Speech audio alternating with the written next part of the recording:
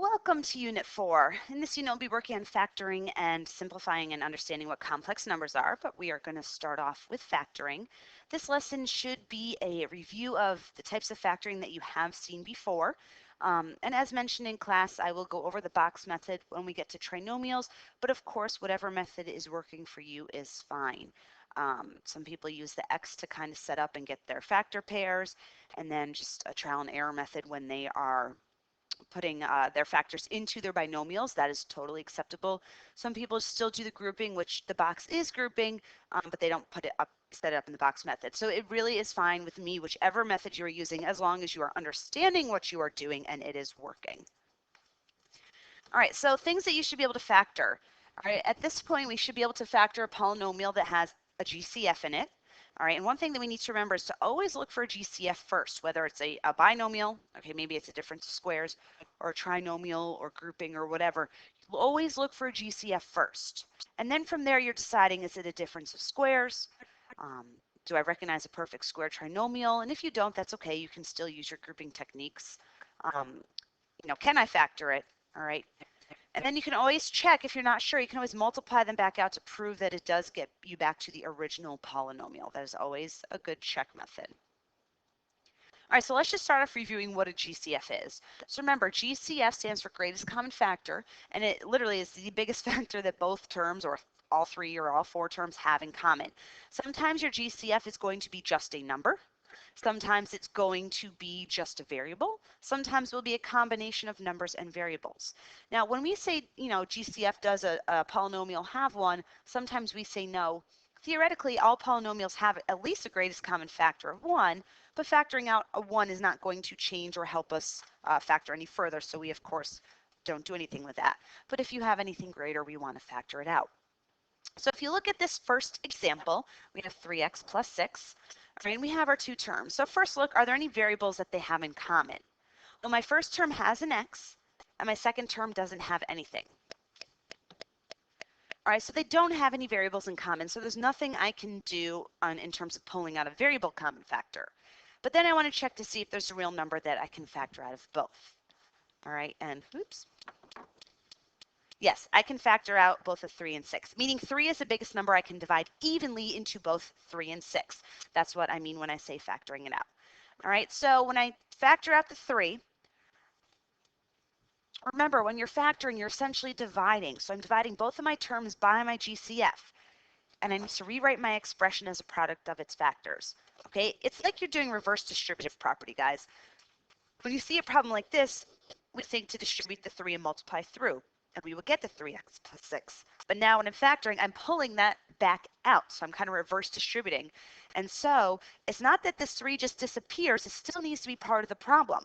Your new problem or your new expression has to be equivalent to the original. So when I'm dividing both of these by 3, that 3 remains on the outside. It doesn't just disappear. Okay, so 3x plus 6 can be factored into 3 times x plus 2. Right, and later on, we'll go further if there's, more steps to the factoring, but always start by looking for a GCF. Okay, in my next example, I have 5z squared plus z. So look first to see if there's any common factors between variables, which there are. It's a z. They both have a z. All right, I can't take a z squared because this second term doesn't have that. It only has one of them. So you can't take more than one of the factors has. So when you're looking for variables, as long as they all have that same letter, you really are just going to factor out the lowest exponent. Okay, now one thing to be careful of, if I added another term here, let's say I put plus 10 at the end. These first two terms have z's, but this one does not. So you cannot factor out a z. It has to be present in every single term in the original problem. Right now that wasn't there, so of course that's a moot point, but I just wanted to point that out because I've noticed some people think, oh, well, as long as it's in 2, I can factor it out of just these 2 terms. No, it has to be present in every term in the problem in order to factor it out. All right, so we can remove a z and we're left with this. All right, and then we notice there's also a 5 that can be factored out. Now, guys, you don't have to do, oh, just kidding. Why did I say 5? But what I want to point out is you don't have to look for just variables and then just numbers. Look for them at the same time. Notice that the only thing I can factor out is a z. All right, but please do be careful. Z divided by z is a 1. I have to have that placeholder there. Just because one of the terms is the GCF does not mean the term disappears. I need something there because remember, the answer must be mathematically equivalent. If I were to distribute this Z back through, I need to have this one there to multiply it by. If I made it disappear and just wrote this, all right, and I were to multiply back, all of a sudden that second term is completely gone. So if you're pulling out a GCF, however many terms there are in the original expression is how many you need in your inside your parentheses. All right, so go ahead and pause the video. I'm going to pause the video as well and work through these 3 problems. So when you press play again, all the work will be up here. So please pause it, try them on your own, and then you can press play and look at the work. All right, and you can take a look. Not much to these. In the first problem, I pulled a 7xy out of everything. When I looked at the numbers, they had the GCF of 7. I looked at my x's and I could take 1 and I could take 1y out. All right, and then I divided to get my leftovers. Okay. In my second problem, all I could take out was a 3. I could not factor an out an x because my last term does not have a variable, does not have an x. So since an x is not present in every term, I cannot pull it out. And of course, divide by 3 to get your leftovers. That's what I call what's left inside your polynomial, inside your parentheses. In my last one, I could factor out a 4x. Okay, notice I have an x cubed, an x squared, and an x. So the most I can take out of all 3 terms is an x. You can't take out more because that last term only has 1. I couldn't factor out, say, an x squared out of everything because the last term doesn't have it. So you can't take what you don't have. All right, so whenever you're factoring, no matter what type it ends up being, whether it ends up being a difference of squares, whether it ends up being just a trinomial or whatever, always look for a GCF first, always. Okay, so let's move into our trinomials. All right, now we have trinomials where your a term is a 1. We have trinomials where your a term is greater than 1. We can use the same method, but of course, when your a term is 1, there's essentially a shortcut to get there. And I'll talk through that as we see some examples. All right, so like I said, I'm going to go through the box method. If you do grouping, it's the same strategy, you just don't set it up in the box. And even if you use kind of the X thing, you're thinking of the same thing. You're multiplying and finding factors. So first step, always look for a GCF. There isn't going to be one every time, but if you don't catch it in the beginning, it's a lot harder to see it at the end. It's not impossible, but it's harder. So it's easier and you work with smaller numbers if you just take care of any greatest common factors from the get-go. All right, and then make sure you know what your a, b, and c are. Your a is always the coefficient in front of your x squared term, always. The b is the coefficient in front of your x term, okay, or whatever letter you're using. And then your c is your constant, the number that is all by itself.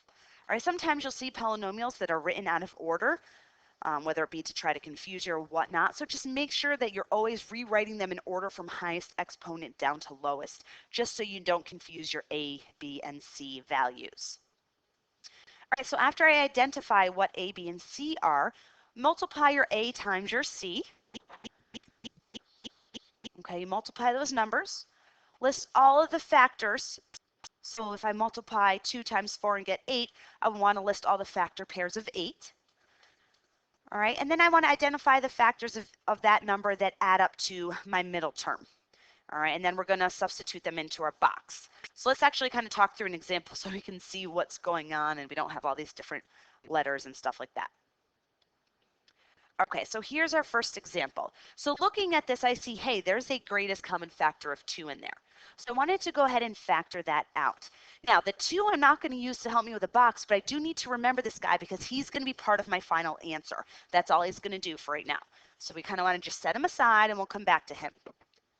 So in this term, my a is 3 because that's the coefficient of x squared. My b is 8, and my c is 5. All right, now, go through and multiply. So multiplying my a times my c, which gives me 15. Okay, that's how I get this number right here. And I want to list all the factor pairs. So what I'm really looking for, guys, is the factor pairs of 15 that add up to the middle term that add up to 8. When like this, you don't have to list them all out. You know what they are. It's 3 and 5. If you're having trouble thinking of the magical numbers, that's what I call them, off the top of your head, then make a list if it helps you to see it. All right, so like I did here, my first factors are 1 and 15. they add up to 16. That won't help me. 3 and 5 add up to 8. So once again, I'm looking for two numbers that multiply to this value right here and add up to the value of my middle term of my b. Okay. Also keeping in mind that because they are multiplying to a positive, they theoretically could both be negatives. But since they have to add up to a positive 8, I know I'm not going to use those, all right? And things you can kind of rule out as you're going. They're multiplying to a positive and they're adding up to a positive. Therefore, they're all going to be positives. That's what I need. If they multiply to a positive and the b term is a negative, I know that I'm going to be needing two negative numbers. All right, if they multiply to a negative, I know I'm going to need a positive and a negative for my two magical numbers. So you kind of just got to do some thinking and working with signs in that case. So then what I want to do is I want to put my information in my box. All right, so my a term from the original problem after I factored out my GCF goes here. My c term goes here. And then those two magical numbers go in my diagonal. Okay, now if you're doing just the grouping, writing it horizontally, you're doing the same thing, guys. Okay, you're just writing it out this way as opposed to putting it into a box. All right, now the key here is GCF. So from my box form, I always go horizontal and then I go vertically, factoring out greatest common factors. So 3x squared and 3x, they both have a greatest common factor of 3x. 5x and 5 have a 5. Now I go up. 3x squared and 5x are x. 3x and 5 only have a 1. Okay. If I were to be doing grouping this way, because that's what the box is, break them up into sets of 2. Okay, and you're just doing the GCF. So I can pull a 3x out of this first one, which leaves me with x plus 1. Out of my second group of 2, I can pull a 5 out, leaving me with x plus 1. And then to get to my final answer, if you notice, they both have the x plus 1 in common. So really, I'm factoring out that GCF as it is. But whatever's the same inside the parentheses is one of my factors. And the loner products, okay, the terms that are alone, end up together in the other set of parentheses. All right, if you notice, that's the same thing I got in my box, 3x plus 5 and the x plus 1. All right, so my final answer is this right here. Don't forget to carry that 2 back down if you had a GCF. So that's part of my final answer. Because if I were to multiply that all back out, I would get back to my original. All right, so let's go ahead and let's do some. All right, so my first one, I don't have a GCF, so that's nice. So my A is 6, my B is -7, and my C is -3. Be careful of your signs. All right, so multiply your first times your last term. So 6 times -3 is a -18. So I'm looking for two numbers that multiply to -18 and add up to -7. Right, if they're multiplying to a -18, I know I need a positive and a negative. So I've got 1 and -18, -1 and 18. 2 and -9, -2 and +9. All right, I'm looking for a -7. So I've got that. +2 times the -9 gives me -18. +2 minus -9 is -7. All right, so it was a, scroll up 1 second, 6x squared, and -3. And it doesn't matter which one I put where, 2x, -9x, or if I flip those two places, it doesn't matter, I'll get the same answer. Okay, now we GCF. Horizontal to the left, vertical to the top. So here I can pull out a GCF of 3x. Here, the greatest common factor is a 1. Moving up, I can take out a 2x and a -3. Always take the sign of the box you're closest to, therefore that one is a negative. Or if you notice, they both have a negative in common. So I have 2x minus 3 times 3x plus 1. All right, there are 3 more examples on this page, so I'd like you to go ahead and pause the video and factor them. If you're not using the box method, that's okay. Use your method of factoring, though, and check your answers. All right, let's take a look. So look at this one in the upper right, and this was what I was kind of talking about when your x squared term is a 1. Because if you realize that when you're multiplying a times c, in this case, you're just getting c. So whenever you find those two magical numbers that add up or multiply to that combination and add up to the middle term, you can set up your grouping, you can set up your box, but those are going to be the two answers in your binomials every time when the A is 1. In this example over here, we ended up filling in 2 and -9, and then because of greatest common factoring, that's not what appeared in our answer. However, when your A value is 1 and you find those two numbers, so I needed two numbers that multiply to 12 and add up to -7, -3 and -4, those are the two values in my binomial. So you can save yourself a lot of time, effort, and work if you recognize that when your A term is a 1, those two magic numbers are what are going inside your binomial. Okay, and I saw that in my example over here too. Okay, now notice, rewrite it first in standard form, meaning highest exponent down to lowest, so that you can correctly identify your values. But when I did that, I saw that my A was 1, so I didn't need to use a box or group or whatever. I said, okay, I just need two numbers that multiply to 25 to add up to 10. Oh, hey, that's 5 and 5. So that one was actually what we call a perfect square trinomial because both factors were the same. So you can write your answer like this, or since they are the same factor, you can write it with a squared, okay? In my last one, I had a GCF of 5b, which if you didn't pull out, you wouldn't be able to factor using our quadratic techniques. So I factored out a 5b and was left with this. So when I multiplied, I had 4b times -12, giving me a -48, right? And I needed two numbers that multiply to -48 and add up to my -13. So I've got 4 and -12 for my A and C term. And then I notice 3 and -16 are my magical numbers. 3 times -16 is -48. 3 plus -16 is a -13. So those are the two numbers that work. Now, those are not the two numbers that are going right into my final answer because A was not 1 here. I can only do that when A is 1. Please be careful.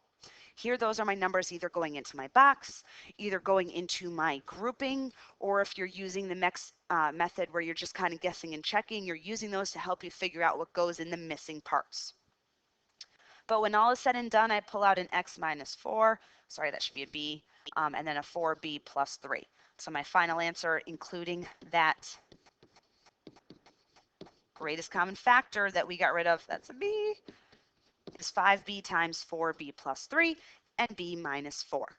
And no, it doesn't matter which factor comes first. We do always put the GCF first, but then from there it doesn't matter which binomial. All right, I've got two more things to talk about, all right? Difference of squares. You can totally use the boxing or the grouping to set it up, but if guys, it's just a pattern here. Once again, first always look for a GCF, and then if you notice, a difference of perfect squares is always, it's kind of like our conjugates essentially when we factor it out. It's the square root of the first term, the square root of the second term, one factor gets a plus and the other one gets a minus. It doesn't matter if you put the plus or minus first. So if you were to set it up using the box or the grouping method, you're looking for two numbers that multiply to the A times C here, or B in this case, and then when I put them in the middle, sorry, they cancel each other out because there is no middle term. So we can do that, or we can just say, hey, there's two terms. So I'm looking for a GCF and then difference of squares. Okay, we are going to learn about difference and a sum of perfect cubes. So that could be another thing to look for. But when there's two terms, it's either going to just have a GCF, be a difference of squares, a difference or sum of perfect cubes, or I won't be able to do anything. It's not a trinomial. So here I notice they are both perfect squares. The square root of x squared is x. One gets a plus, one gets a minus. The square root of 16 is 4. And I am done. In my next example, you'll notice I have a GCF first, which is nice because otherwise 5 and 125 aren't perfect squares. So for both of these, I can factor out a 5 first. And then look at that, I'm left over with difference of squares. So I've got 5, the square root of x squared is x, plus minus, the square root of 25 is 5.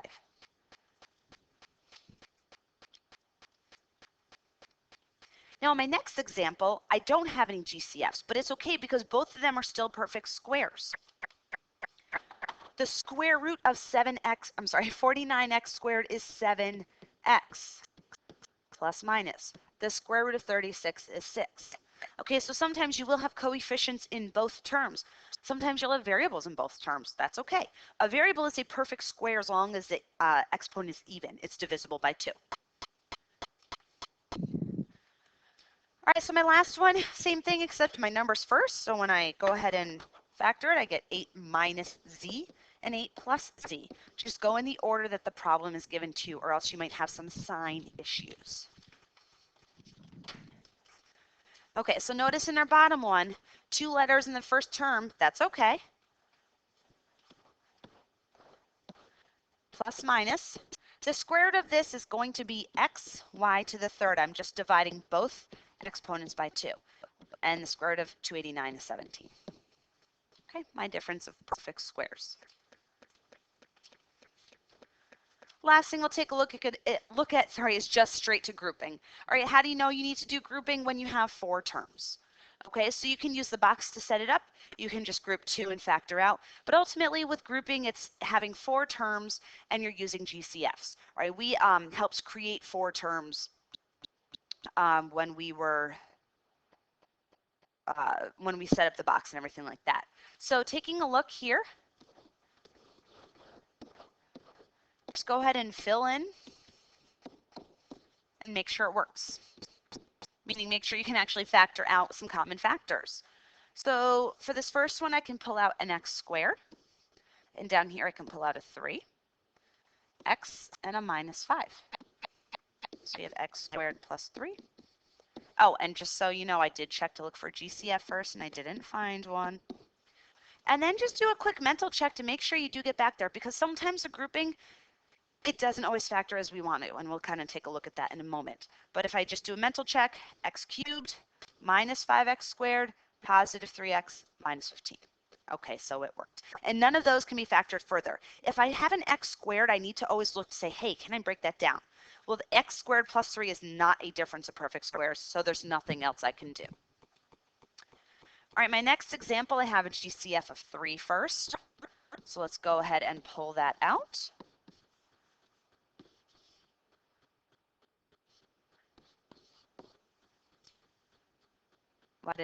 Sorry, I don't know why I changed my exponents.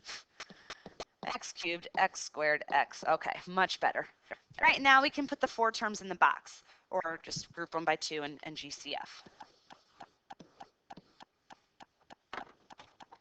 So x cubed, a negative 2x, positive 5x, and a negative 10. So I have an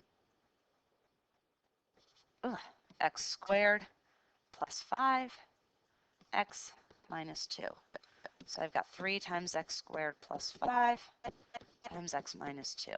And just do a quick mental check to make sure it will multiply back out, and it will. All right, now take a look at the next one. Little bit of a challenge here. If you were to simply put this straight into a box. All right, and pull out some GCFs here. GCF 1, 3, 1, 1. 1 plus 1 times. Is that going to in any way multiply back to the original problem? No. All right, so my initial reaction might be, oh, hey, not factorable. But that's not true. Okay, sometimes we're going to have to take a look at it and notice any other patterns you see. If you notice anything special about this chunk right here. 6 and 9. Okay, 9 is a perfect square, the square root being 3, and 3 times 2 gives you 6. So what does that mean? All right, and we'll do more with these next time, so don't worry too much if you haven't got this yet. But what I can do is I can factor out this negative of those 3. But wait, you said you can't do it for only some terms. I'm creating a situation where I will be able to factor this further. So all I'm going to do is change their signs, because that's a negative x squared. So making that negative, making this positive, making this negative, making this positive. And now I have a perfect square trinomial. Okay, how is this going to help us? Well, let's see here. My y minus 4, this factors into x minus 3 2 times. All right, because I could use my box, or I could notice that negative 3 times negative 3 is 9. Negative 3 plus negative 3 is negative 6. Now, guys, what you may or may not notice is I have what? A difference of perfect squares. All right, so when I go and put this in my bubbles, the square root of y to the 4th is y squared. One gets a plus, one gets a minus. The square root of x minus 3 squared is x minus 3, right? Because I don't need to do anything crazy, but it's saying I have two of those. Take the square root, it gets rid of my exponent. So I've got x minus 3 and x minus 3. Now I'm putting that inside in parentheses because of the minus over there. Because I've got y squared plus x minus 3 times y squared minus x plus 3, because I had to distribute that through. All right, we will be taking a look at more of those next class, so don't worry. That was kind of just a quick snapshot of the types of factoring that we'll be heading into. Most likely did not see that in Algebra 1, but what we did was we had 4 terms. Putting it into a box and factoring by grouping didn't work, so we had to see what other skills and resources we had. Oh, hey, I noticed a perfect square trinomial, which would create a difference of perfect squares. All right, we'll be starting off class with just some generic factoring practice, so please bring questions to class.